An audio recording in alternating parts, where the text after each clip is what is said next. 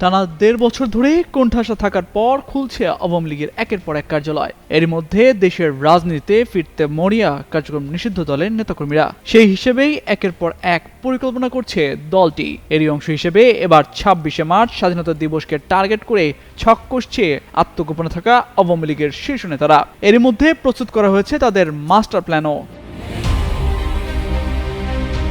এমন তথ্য দিয়ে বুধবার একটি প্রতিবেদন প্রকাশ করে দৈনিক আমার দেশ পত্রিকা। সেখানে বলা হয়, আগামী স্বাধীনতা দিবসকে কেন্দ্র করে দেশের রাজনৈতিক অঙ্গনে নতুন করে উত্তেজনা সৃষ্টি হতে পারে। ভবিষ্যৎ হোক নিরাপদ, বিনিয়োগ হোক বিশ্বস্ত, আর আমার পছন্দ সল্ট বে। ওয়েলকাম টু সল্ট বে। এমন আভাস মিলছে বিভিন্ন সূত্রে। ২০২৪ সালের ছাত্র জনতার অভ্যুত্থানের পর ক্ষমতাচ্যুত ও বর্তমানে কার্যক্রম নিষিদ্ধ বাংলাদেশ আওয়ামী লীগ দিনটিকে ঘিরে সাংগঠনিক উপস্থিতি জানান দেওয়ার পরিকল্পনা করছে বলে সংশ্লিষ্ট সূত্রে জানা গেছে। যদিও আইন শৃঙ্খলা রক্ষাকারী বাহিনী স্পষ্ট করে জানিয়েছে, নিষিদ্ধ ঘোষিত কোনো দলের প্রকাশ্যে কার্যক্রম পরিচালনার কোনো সুযোগ নেই। জানা গেছে, আওয়ামী লীগ স্বাধীনতা দিবসের আবেগ ও জাতীয় চেতনাকে ঢাল হিসেবে ব্যবহার করে রাজনীতিতে ফেরার সুদূর প্রসারী ও বিতর্কিত পরিকল্পনা হাতে নিয়েছে। দলটির নীতি নির্ধারকরা দিল্লি ও দেশের বিভিন্ন গোপন আস্তানা থেকে মাঝারি ও তৃণমূল পর্যায়ের কর্মীদের সক্রিয় করার চেষ্টা চালাচ্ছেন।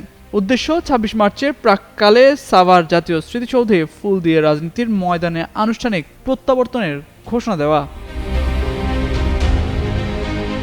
তবে পুলিশ প্রধান ইতিমধ্যে বলছেন, কার্যক্রম নিষিদ্ধ থাকায় আওয়ামী লীগের কার্যক্রম চালানোর কোনো সুযোগ নেই। এছাড়া জুলাইয়ের পক্ষ নেওয়া রাজনৈতিক দলগুলো এই ইস্যুতে জিরো টলারেন্স ঘোষণা করেছে। ফলে স্বাধীনতা দিবসকে কেন্দ্র করে দেশের রাজনৈতিক পরিস্থিতি নতুন করে উত্তপ্ত অনিশ্চিত হয়ে পড়ার আশঙ্কা দেখা দিয়েছে।